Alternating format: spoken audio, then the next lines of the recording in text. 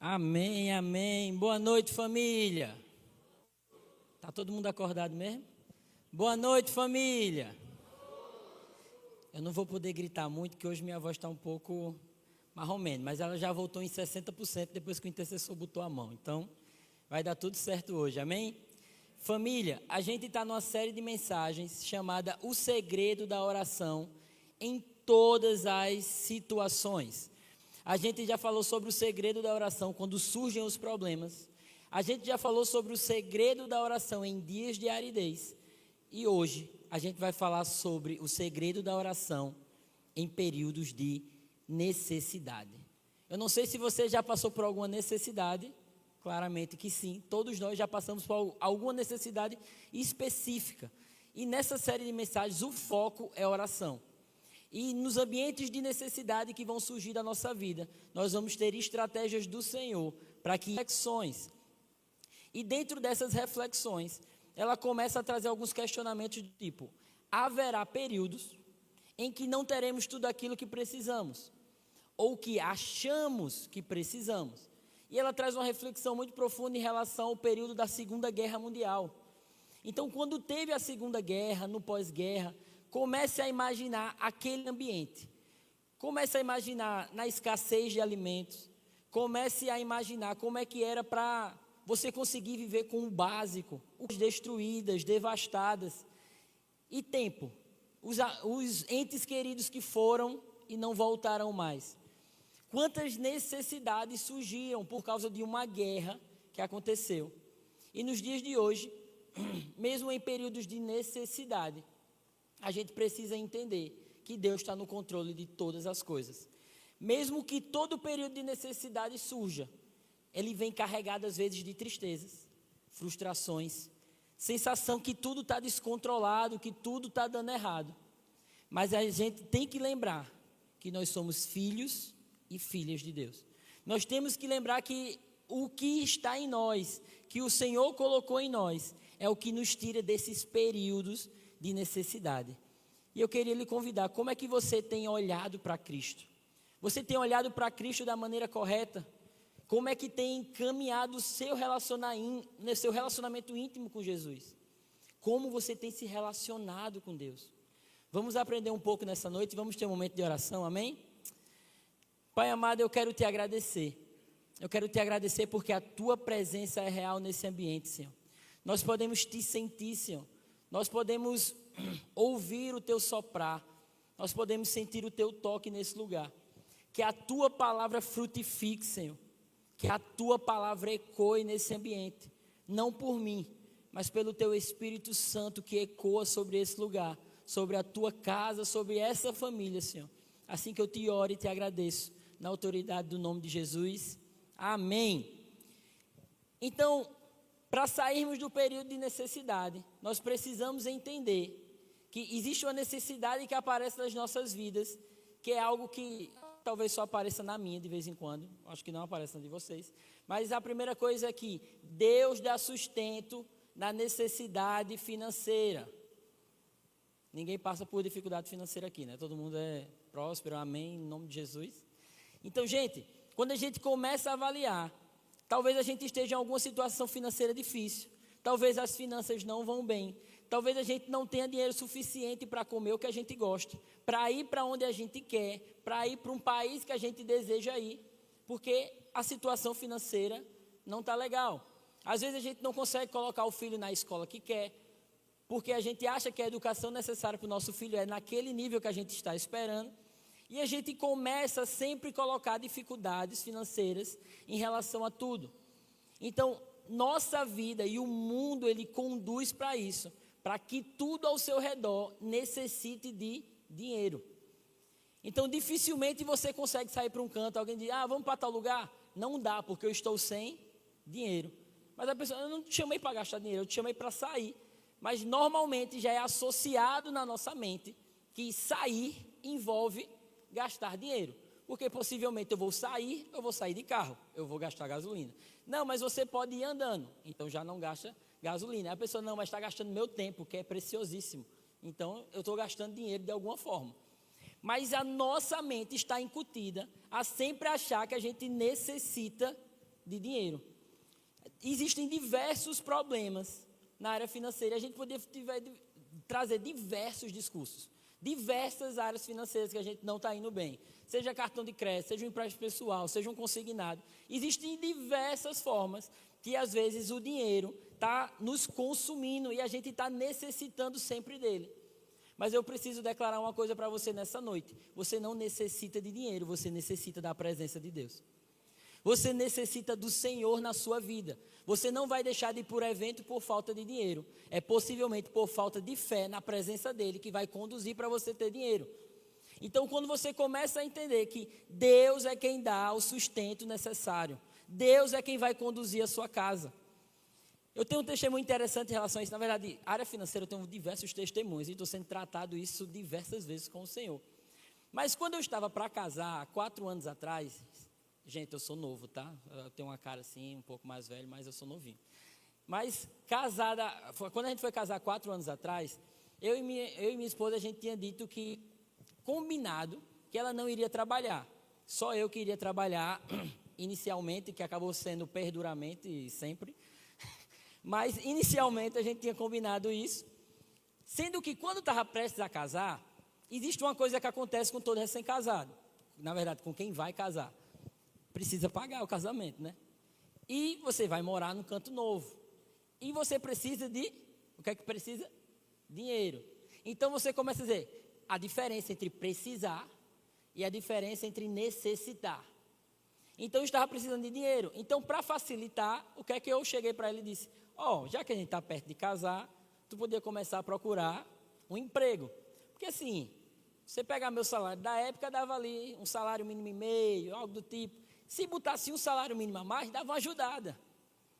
Ajuda ali no aluguel, já dá aquela contribuída. Sendo que, não, mas a gente não combinou assim? A gente combinou, mas a conta não vai fechar.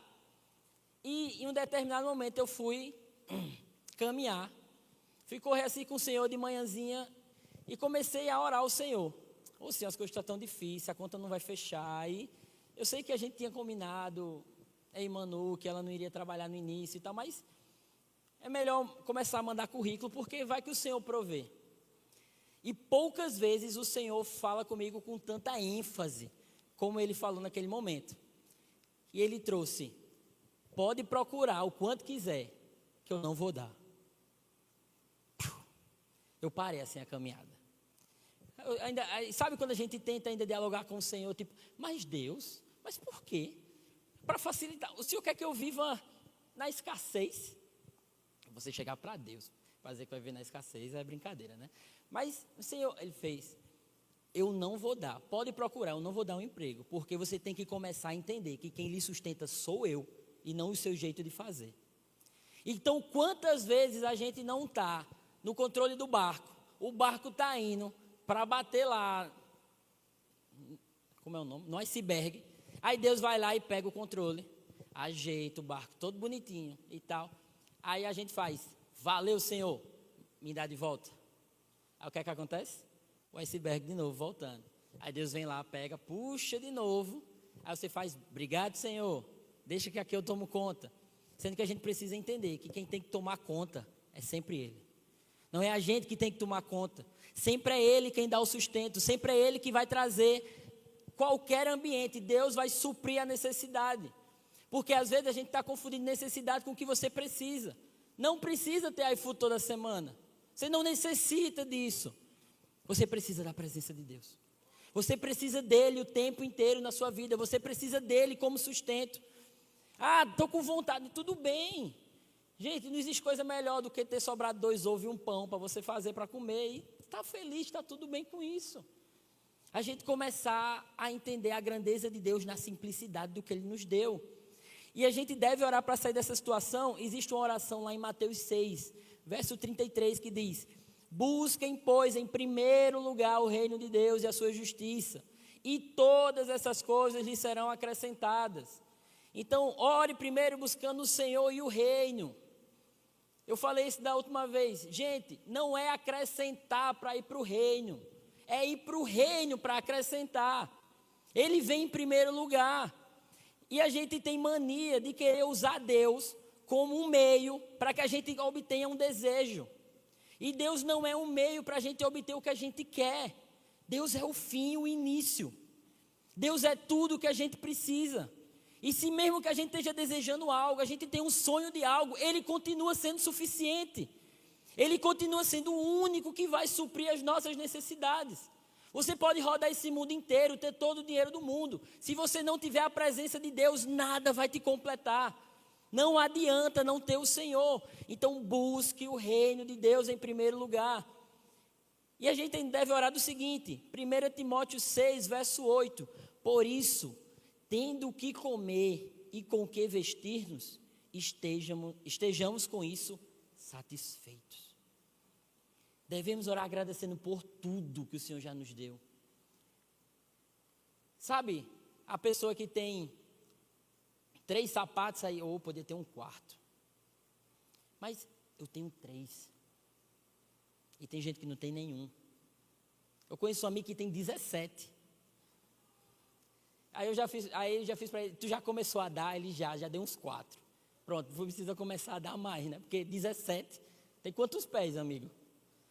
Então a gente precisa começar a entender que tendo o que comer e o que vestir, estejamos satisfeitos. 1 Timóteo 6, verso 10, pois o amor ao dinheiro é a raiz de todos os males. Se desapegue do dinheiro e glorifique ao Senhor.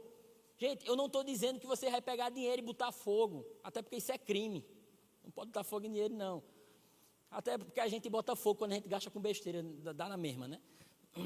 Mas coloque ele em primeiro lugar e comece a perguntar ao Senhor, Senhor, esse dinheiro aqui é para onde? Às vezes na nossa cabeça, não, é para o investimento. Mas às vezes na cabeça de Deus não, é uma oferta na vida de alguém. Não é porque às vezes a situação está difícil que Deus vai deixar de suprir. E Deus não vai deixar de você ser generoso porque a situação está difícil. Deus continua suprindo em todas as necessidades. Provérbios 11, 24. Há quem dê generosamente e vê aumentar suas riquezas. Os outros retêm o que deveriam dar e caem na pobreza. Ou seja, nós precisamos orar pedindo recurso para ser generoso antes de obter coisas. Então, quando eu oro, Senhor, vamos supor que você quer trocar o carro. Não estou dizendo que, não estou incentivando você a orar para trocar o carro. Mas, gente, se Deus quiser, Ele é gracioso para dar um carro novo para você. Mas quando a gente pede, Senhor, aumenta minhas finanças. Senhor, faz com que minha empresa prospere. Senhor, faz com que as contas comecem a encaixar.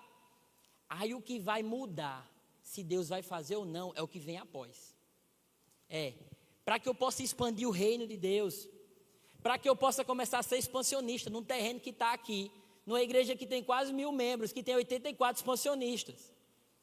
A gente está precisando de gente que entenda que no final da conta, Deus vai continuar suprindo. Porque a gente continua caminhando com medo de que a conta não vai fechar. Já faz 24 meses que você está fazendo a conta sozinho, sem deixar Deus entrar, e nunca a conta fecha. E Deus está dizendo, ei, deixa na minha mão, eu estou no controle de tudo. E por fim, Salmo 37, 25, já fui jovem e agora sou velho, mas nunca vi o justo desamparado, nem seus filhos mendigando o pão. Ore reconhecendo que Deus nunca, eu estou dizendo a você, nunca o desamparará, nunca. Quando eu passei por uma necessidade que eu precisei sair de onde eu morava, eu morei 1 ano com os meus pastores, com o pastor Dudu e a pastora Clarissa, 1 ano, porque eu não tinha onde morar. E quando a minha mãe me liga, dizendo que não tinha onde ficar, porque tinha sido expulsa de casa, eu recebia R$600 de um estágio, mas a minha primeira coisa a dizer foi, a gente vai procurar um canto para morar. Vamos, achamos um aluguel, quanto era o aluguel? R$600, e a conta, fecha como? Mas Deus disse o quê? Eu nunca vou te desamparar. A igreja começa a brotar. Ei, tem uma geladeira aqui. Ei, tem um fogão aqui. Ei, tem um sofá aqui. Ei, tem uma cama aqui. Ei, minha mãe arrumou um emprego. Deus sustenta em tudo. Pare de querer fazer pelas suas próprias mãos. Não está dando certo. Deus já disse a forma que vai dar certo. Entrega na mão dele. A gente às vezes deseja um alto padrão de vida. e desejar um alto padrão de vida, legal. Mas Deus não tem obrigação nenhuma de responder esse tipo de oração. Porque Ele não prometeu para você alto padrão de vida. Ele prometeu para você lhe sustentar. Então, pode ser no baixo padrão de vida, mas se Ele estiver me sustentando, está suficiente. Senhor, nem me dê riqueza demais, nem pobreza demais, para que eu não fira a Tua imagem. Mas que o Senhor continue sendo suficiente para mim. Sabe, se Deus for o seu alvo, Ele por graça, Ele pode lhe dar muitas coisas.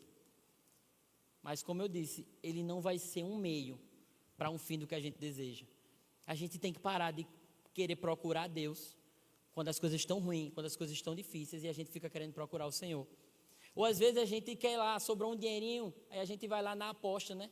Pum, bet 1, bet 2, bet 5, bet 365, bet não sei o que, bet não sei o que.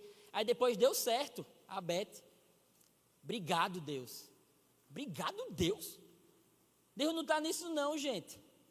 Isso é o inimigo começando a dizer, ó, dá para ganhar dinheiro aqui, bota mais. E depois tu perde tudo. Aí depois o quê?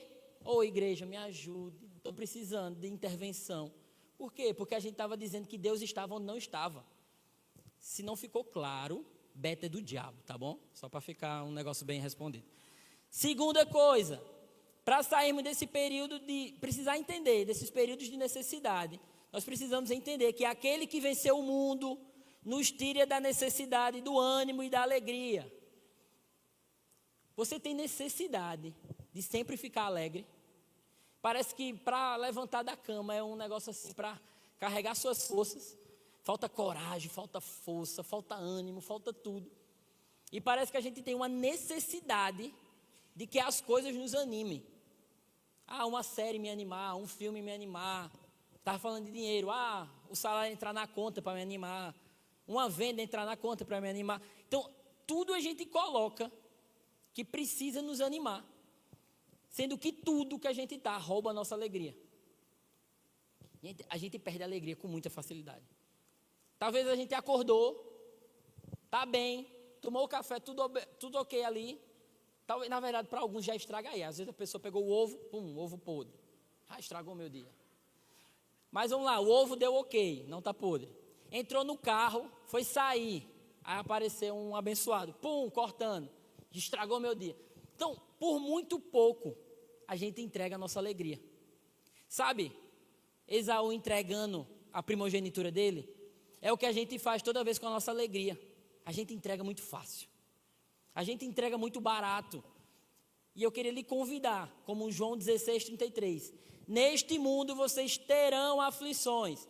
Entenda, vocês terão.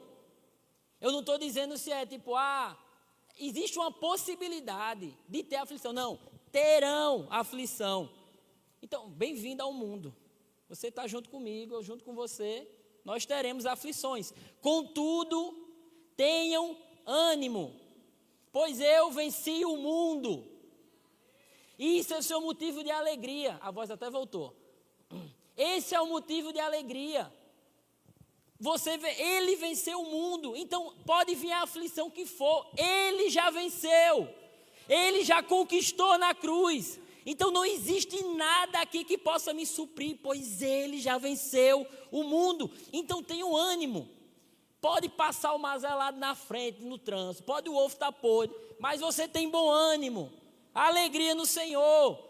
Porque em Filipenses 4:4, alegrem-se sempre no Senhor.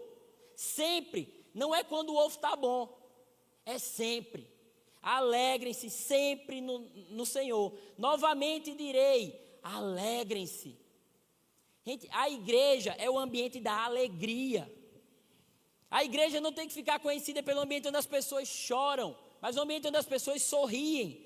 Tem momento de chorar? Tem, mas aquele é o povo da alegria. E diante das circunstâncias, diante das perseguições, aquele povo é o povo da alegria. Eu vou para aquele lugar porque aquele povo é alegre. Porque eu não aguento mais um mundo triste, um mundo depressivo, um mundo estourado por burnout. Na igreja existe a alegria. É aqui que você encontra a presença de Deus no ambiente de alegria.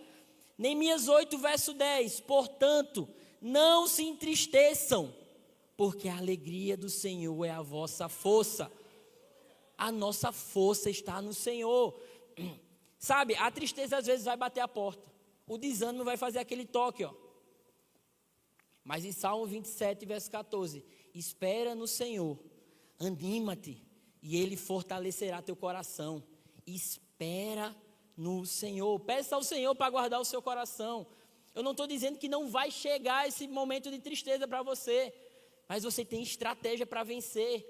Para de ficar sozinho. A gente, está uma tristeza e tal, vou me isolar aqui. Não, gente, igreja. Já bota na cela, gente, eu acordei triste. Eu acordei desanimado, vai acabar as coisas, vai chegar alguém no privado, vai fazer alguém fazer uma ligação. Gente, célula é para isso. Não é só um encontro semanal, não. É vida inteira, todo dia. Se você escolheu ser líder de célula, é isso que tem também. E para quem não é líder também, entra. É vida, é família, é o tempo inteiro. A gente chega aqui e diz, você é uma família para pertencer. E na hora de ser família, não quer ser família? A hora da família não é no domingo, não. A hora da família é na segunda, gente. É quando a gente sai daqui. Então a gente precisa entender como a gente é completo no Senhor e ser família e trazer alegria ao ambiente da casa da igreja. Trazer a alegria do Senhor para a nossa casa. Não permita que o mundo dite a sua alegria, porque a sua alegria é ditada pelo que o Senhor tem. Entregue tudo ao Senhor. E por fim, além de Deus nos sustentar na necessidade financeira, além dele vencer o mundo e nos tirar a necessidade de uma alegria mundana, a necessidade do tempo é vencida por aquele que conta os nossos dias. Vou falar no tema que é pop jampa nos dias de hoje, chamado tempo. Quantas vezes você já ouviu a frase, não tenho tempo, não vai dar tempo, o tempo acabou, ei, vamos marcar aquele encontro? Essa semana não dá. Ei, vamos marcar? Vamos. Semanas, ó. E aí você diz, tomara que não fale, porque não tenho tempo não, está tudo muito corrido. Quantas vezes você falou, a gente marca, bora. Agora cuidado, tem gente que se você botar a gente marca, a pessoa bota aí a data na agenda. Tem gente que é assim, então cuidado com falar a gente marca.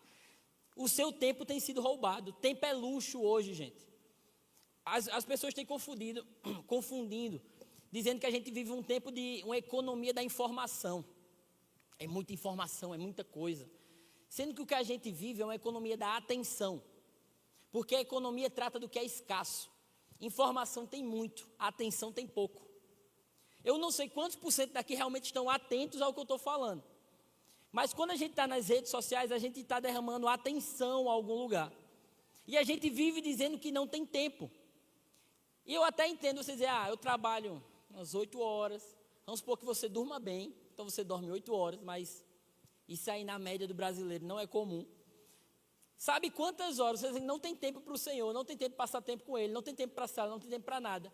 Sabe qual é a média do brasileiro em rede social? Alguém quer chutar? Não diga também 24 horas, não precisa exagerar não, tá? 3 horas e meia.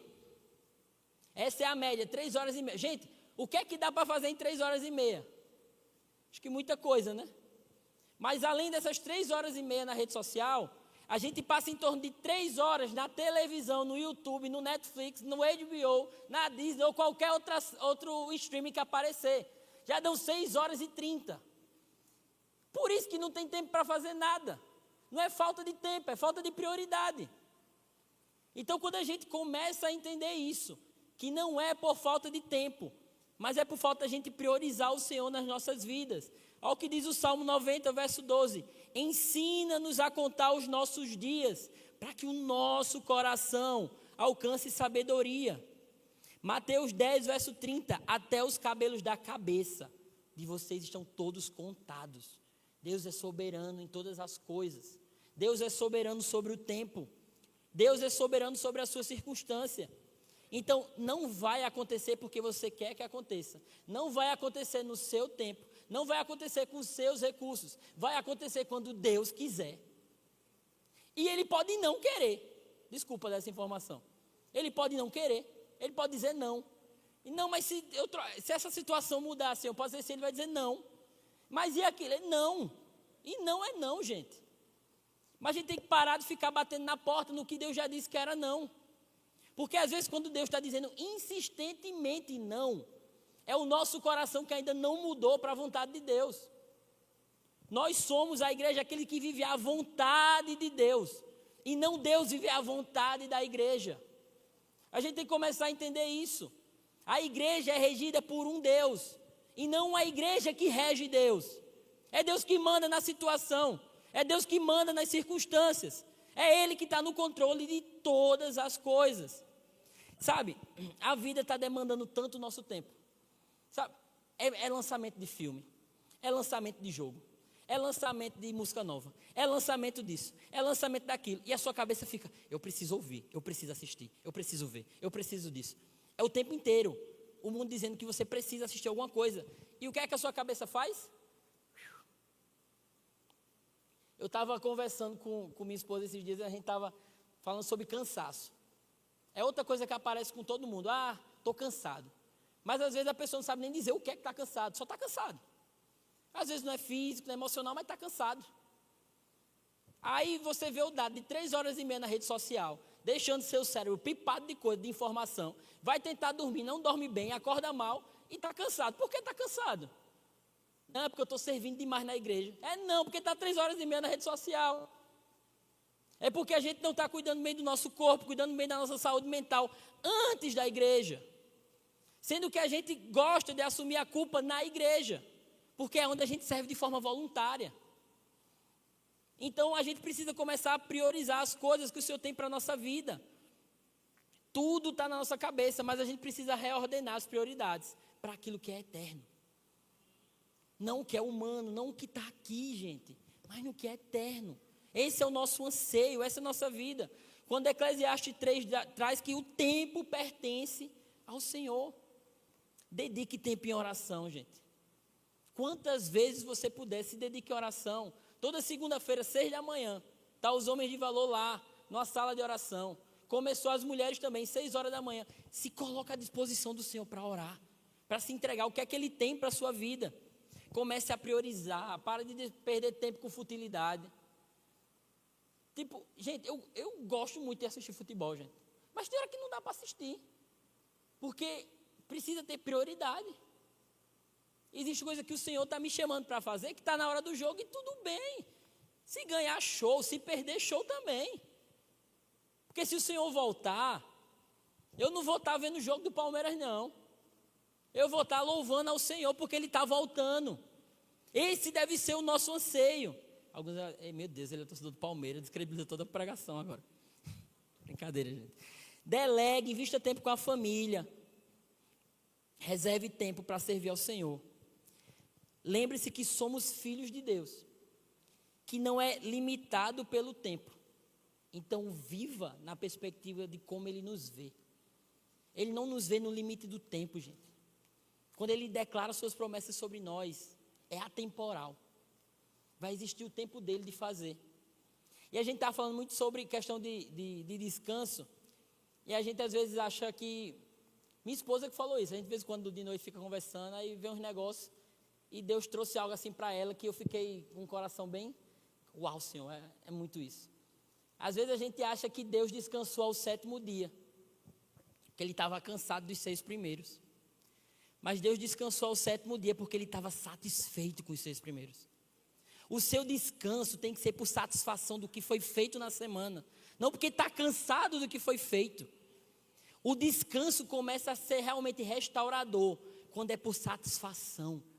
Uau, que semana! Agora eu descanso. Não é tipo, meu Deus, que semana. Ai, ainda bem que eu vou descansar e começar outra semana.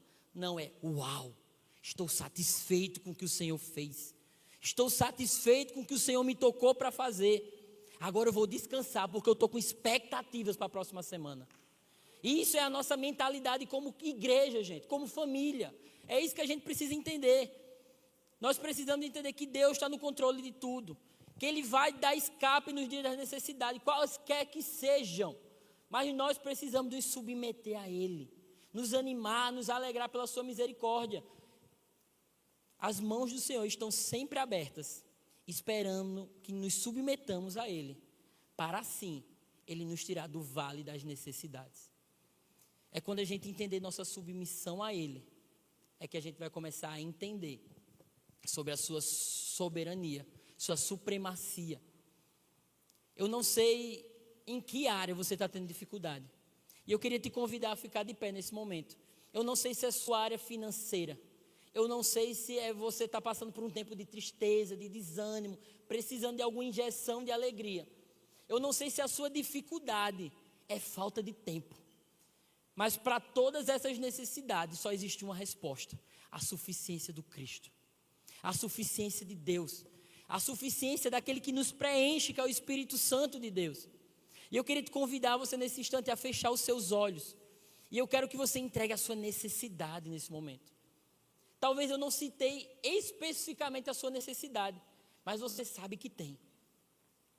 Você sabe que existe uma necessidade que você precisa entregar ao Senhor hoje.